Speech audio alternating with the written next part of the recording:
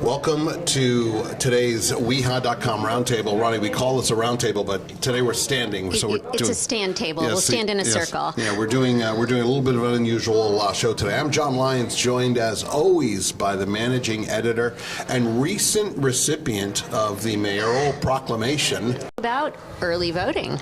We are here with Leon Davidoff, who is the Town of West Hartford Town Clerk. Leon, how are you? Good, John. How are you today? Good. We really appreciate it. We know you guys are busy. We know you're focused on the task at hand, but we really appreciate you taking a few minutes to talk with us today. So we have a lot to cover. Early voting, I'm going to call it in the post-COVID era. This is really the first go-around during COVID for a presidential. We had it 4 years ago, but obviously we were dealing with COVID. It was really completely different. Is that fair? Right. This is the first time we've had in-person early voting. During COVID, everybody was mailed an absentee ballot. So it looks a lot different. It is a lot different. So early voting falls under the purview of the Registrar of Voters. They're running this entire operation for 14 days here in the Town Hall auditorium. Yesterday was the first day. It went very well. People kept coming out of the voting doors and saying, this is very well organized. There were long lines. 1,289 people cast their ballot yesterday on the first day, and it ran very smoothly. So kudos to both of our Registrar voters and their staff for doing a great job on day one. So 1,000, give me the number again, 1,289 early votes were cast yesterday. And do you know what percentage of the total electorate that is? I don't know the percentage of the electorate, but I understand 38,000 people voted early in the state of Connecticut. So our little town was about 3.3% of the total cast statewide. That's impressive. Very impressive. Because we're not the 3.3 of the town, the state population, that's for sure. Well, maybe that's a question for the registrars. What percentage of, and they're about ready to join us, what percentage of the electorate voted on the first day? No, they don't know that. I think we have about 41,000 registered voters, give or take. 42 now. Come on over, guys. Hello. Elizabeth Rousseau and Beth Hoffman-Kyle, welcome to the round table. Thank you. So this is really exciting because yesterday, now I showed up at 10 a.m. to vote, and we literally, were the first, among the first in line to vote. From my perspective, a consumer perspective, if you will, I thought it went really well. What are your comments on yesterday, Beth? Yeah, it went great. I mean, it was smooth process. The voters were really happy. So many people complimented the process, which we were very excited to hear. The line was down and around, but I think people expected that on the first day, and so they were patient and understanding. The poll workers in there, I think you can agree, are so excited to help out, and they're really good at their jobs. They were trained a lot of time, and so they know what's going on, and they make people feel comfortable about the new process. Elizabeth, your thoughts? Yeah, it's always exciting to help people who are excited to vote. So that was the mood of the day yesterday, and so we had a good day. We had a good first day. And I should point out, you two are on the ballot, but you are here acting in your capacity as registrars, not acting as candidates. We'll make that clear so we keep everybody's nose clean. Yes, exactly. So, that's right. Now, behind us, we've got the ballots, but I believe our producer has a ballot he can put up on screen. Let's talk a little bit about the ballot, and I'll wait for a signal from that we've got the ballot up. There we go. Okay, so we've got the ballot up. Elizabeth, tell us a little bit about the ballot. I know they vary very slightly in town. There are, I guess, effectively 9 districts in town if you include it, 1A and 1B, or 10 rather, yeah. There are 10 districts in town, so we have about 5 different lists of candidates you might be voting for. So check to see your sample ballots posted both on the town clerk's website and on the registrar's website, so you can look through to find your district's ballot. Our ballots are in English and Spanish now, which might be new to some people, and that's a great addition to our offerings, and you vote up to 1 per column. So Dave, let's bring up the town map, the district map, and show me when you have that up, and we're going to talk a little bit about the map. Yeah, Jason 1, 2. All right, so Leon, I'm going to pivot over to you. This is the town map. So when you come into early vote, the first thing you want to do, and the map's hanging on the wall, you want to identify what district you live in. It's really easy to do. Just look at your street, look at the color zone it's in, and the corresponding number. So Leon, talk a little bit about that. Right, so in the last realignment of the districts by State House Assembly districts, West Hartford realigned them. So we now have 5 representatives who have West Hartford as part of their constituency. So that's why you'll see 5 different ballots depending on who your state rep is up in the legislature. So Do you need to know when you arrive here what district you're in? it's helpful, but no, you can just tell us your street address and we can look you up. We've got a very extensive database that allows you to do that. So it's very encouraging, but what's really important is please bring identification like a photo ID such as a driver's license. That would be very helpful to be able to vote early. I know we're talking about early voting, but this is in the purview of the registrars. But our office has been very busy with absentee ballots, and we've started way back in September when we did what's known as federal ballots for people who are American citizens living abroad. We had a ballot that was sent out to them. It's an FPCA, and we had to send out over 300 emails to people so they could vote that way. And then on October 4th, we issued absentee ballots. As of yesterday, we had issued a little over 3,000 absentee ballots. We had received by the end of the day yesterday a little over 1,700, and I think the return ratio is about 57% so far of those issued. So there's a lot of ways to vote in West Hartford: absentee, in person early, election day voting, and for those people who live in nursing homes or facilities like that, they vote another way called supervised voting. So I just want to encourage everybody in West Hartford to exercise their right to vote. Their privilege to vote is what makes our democracy as wonderful it is. And so far, West Hartford is basically showing its true colors, that we're an engaged electorate, that we want to be involved, and we are being involved. So it's really, really exciting. We've worked really hard in terms of preparation. Our office, Town Clerk's office staff, has worked very closely with our Registrar of Voters staff once again, and I think you'll see when we're all said and done, we're going to see a very smooth rollout of this, and the results will definitely show that every vote that was cast was counted, and the results will be accurate, because we do have elections that reflect the will of the voter, and I think that's really important. Can't stress that enough. So, Beth, I'm going to pivot to you. Yeah, go ahead. Clarification, if you don't mind. One of the pieces I wanted to clarify with regard to identification, you do not have to bring your driver's license. That's not the only identification that we accept here. That's a very important point. You do need to show identification, but there's a couple of ways you can do that. Driver's license, of course, would count. The rules for identification in the state of Connecticut is a pre-printed, meaning not on your phone, form of identification. You could show it. It has to have either your signature and name, your photo and name, or your address and name. Those are the 3. So, of course, your driver's license would suffice for that, but you don't have to show it.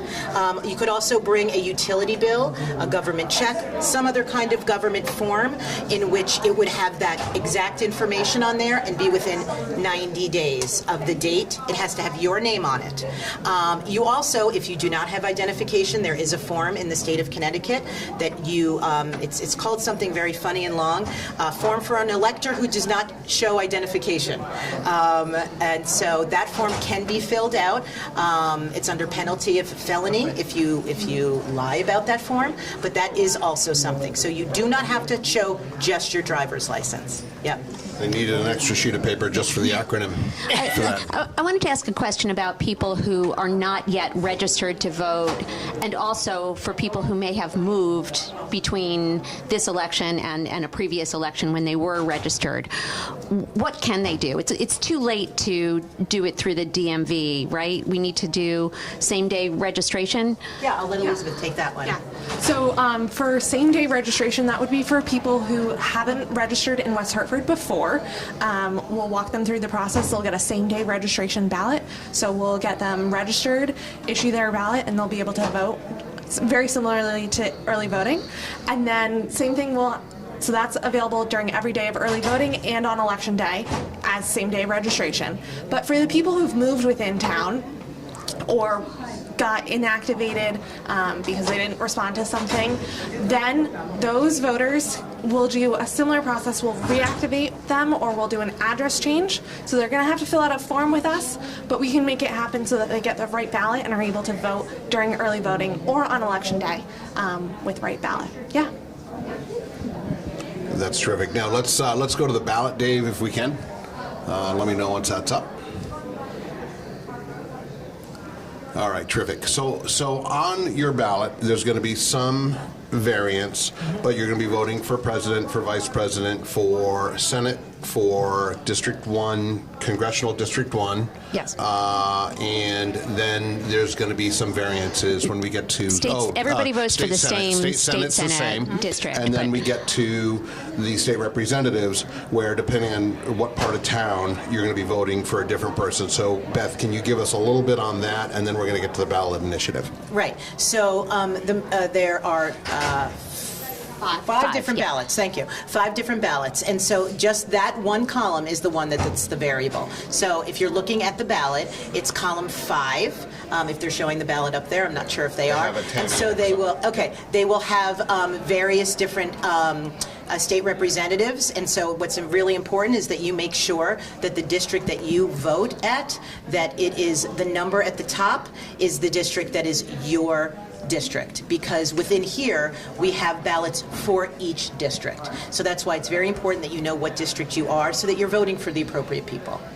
And a lot of those races are actually uncontested, right? There are a few that are contested, but a number of them are not. Yes, yep. And then you might see someone like Kate Farrar for her district. She is endorsed in 2 parties. So her name is listed twice, but she's endorsed with 2 parties. She's endorsed with the Democratic Party and the Working Families Party. So you may see that as well on other offices of the ballot also.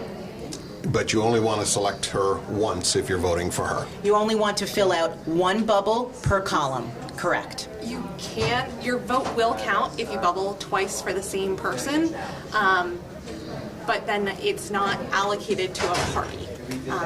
So that would be called an unknown vote, because if you filled out Kate Farrar twice, she wouldn't get 2 votes.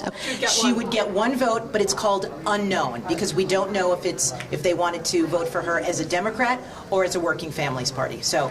But that's the only situation where that is. If you filled out 2 bubbles for 2 different names, your vote will not count in that column. So important that you fill out in the columns where it's not same person twice, that you fill out 1 bubble.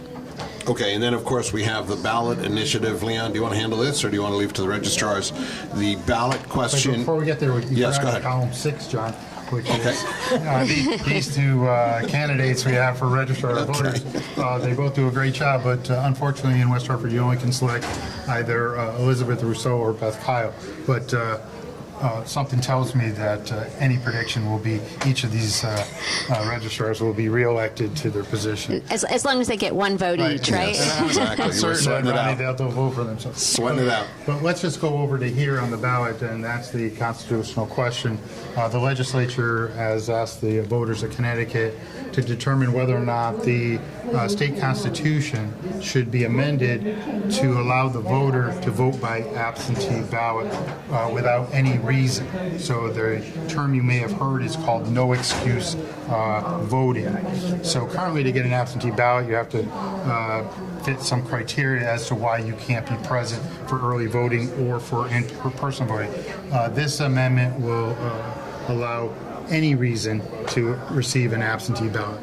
The details of the proposal are still to be worked out by the members of the legislature. So should this initiative pass statewide, and it is a statewide question, then the legislative assembly will be charged with finding a working solution to make it happen. So that's my understanding.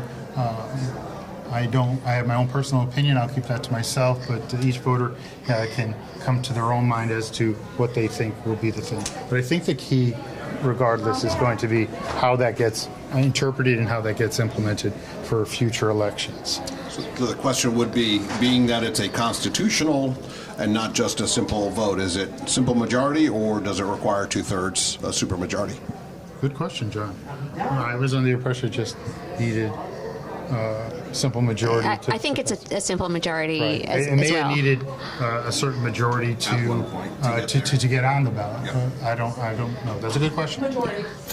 Okay. There we go. Confirmation. There we Good, go. good. A kick save from Elizabeth. Thank you. Yes. There are posters in your polling places that will show the text and an explanation prepared by the state as to what the question is, and on that it says majority needs a Terrific. Want to spend just a moment or two talking about what you're observing. Are you happy with everything that's going? I mean, yesterday, so impressive. A lot of people came out to vote. You know, if we can keep up this run rate, half the town's going to vote by the time this is all over. Hopefully we can. And then you add in the absentees, and it'll be well over half. But so, talk to us a little bit about what you felt about yesterday. Did it surprise you the number of people who voted? Did you expect that kind of crowd? First, Beth. We did. Were we surprised? Maybe a little bit, but we sent out 22,000 postcards. If you were watching at home, you would have gotten that bright orange postcard that we sent out to every household that explained when early voting was going to be, it explained what the dates were, and so people have even come in with their postcard. So we're happy to see that they're checking the mail. We have a sign in that Five Corners section of West Hartford there at the Farmington intersection that speaks about it. I know that you all have talked about it. The League of Women Voters has spoken about it. Every time we call someone, we talk about it. So there's a lot of information out there.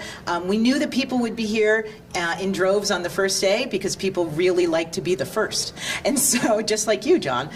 And so, I didn't really have a choice. I'm heading out of town today for a long time and just didn't want to cut it close. So. We loved it. We loved it. But so yeah, we expected it to be, and we expect it to be similarly that way.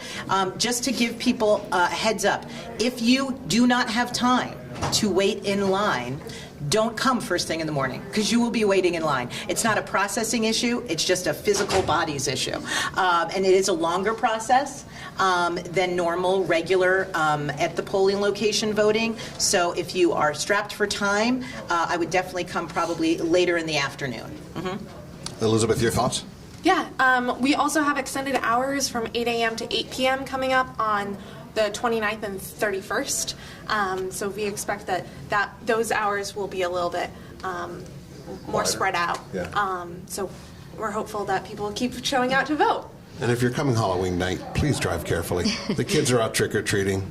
For sure. And if you see Elizabeth and I with maybe some ears on, cat ears or something like that, you know, they'll not be political. It will just be something to have a little bit of fun.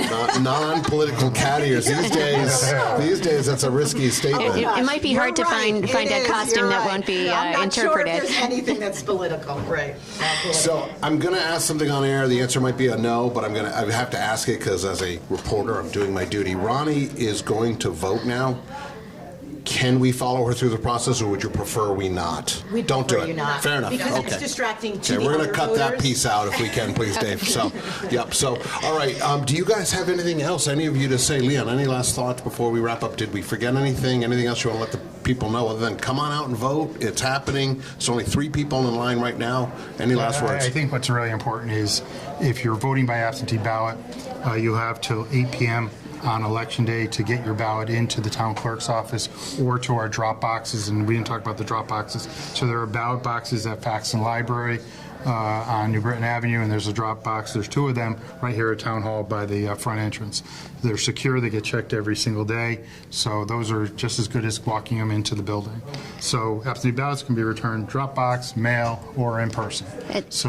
And one of the things I asked you yesterday is just about tabulating the votes. Even though people are voting by absentee ballot, even though they're voting early here, we're not going to know any of the results until Election Day. Right, so state law, while we collect all these ballots and we hold them in a very safe location, it's a fireproof, waterproof area vault, we are not allowed under state law to open those ballots until a specific time on Election Day. So every ballot will be opened, every ballot will be counted. We have no idea what was marked on those 1,289 votes yesterday, nor should we. We will never know who you voted for. It's a very secure process. It's a private process. It's the way it should be. So make your vote count. Participate in one of the ways that are available to you. It's a testament to our democracy that we're able to engage in this type of process. So. And I think it's great, as you probably will agree, that the fact that people have so many other days that they can vote other than Election Day might negate some of the need for the more cumbersome process of absentee ballots, because people like John, who's going to be out of town on business on Election Day, can vote early instead of having to vote by absentee ballot. Right. So people like to go to the polls to vote, and so this early voting process is, while it's not on the election day, it still gives the people the same idea of voting in person. So, and that's important. So that concept has transferred over to this entire process, and it makes people feel just as good as if they had gone to vote the first Tuesday after the first Monday in the month of November. And they're getting a little bit of a rush night right now, so any last words before we say goodbye to Elizabeth Rousseau and Beth Hoffman and Kyle? Any last words? Nope, just come out and vote. Come out. Yep, and then We'll be ready for you. We'll be ready for you, and don't forget your sticker when you leave. That's the important part. That's the feel-good part. That's the feel-good part, yep. Thanks so much. All right, guys, you get Thanks back a to lot. work. We're Okay. finishing up with Leon here. Thank you very, very much. Leon, any last words? We really appreciate your time. This is important stuff, and we're grateful that you're taking the time for us. Anything to keep our residents informed of how they can exercise their right to vote is very important. So thank you, John. Thank you, Ronnie, for taking time out of your day to film this, and hopefully people in West Hartford will watch and learn a little bit more about this particular election and how it affects them here. And remember, all politics is local, and so we've got a lot of local races here, as well as the big national races for U.S. Senate and Congress, and of course the presidency. So my last two words are go vote. All right, thanks so right. much. All right, for Leon Davidoff, Ronnie Noon, I'm John Lyons, and we'll see you down the road.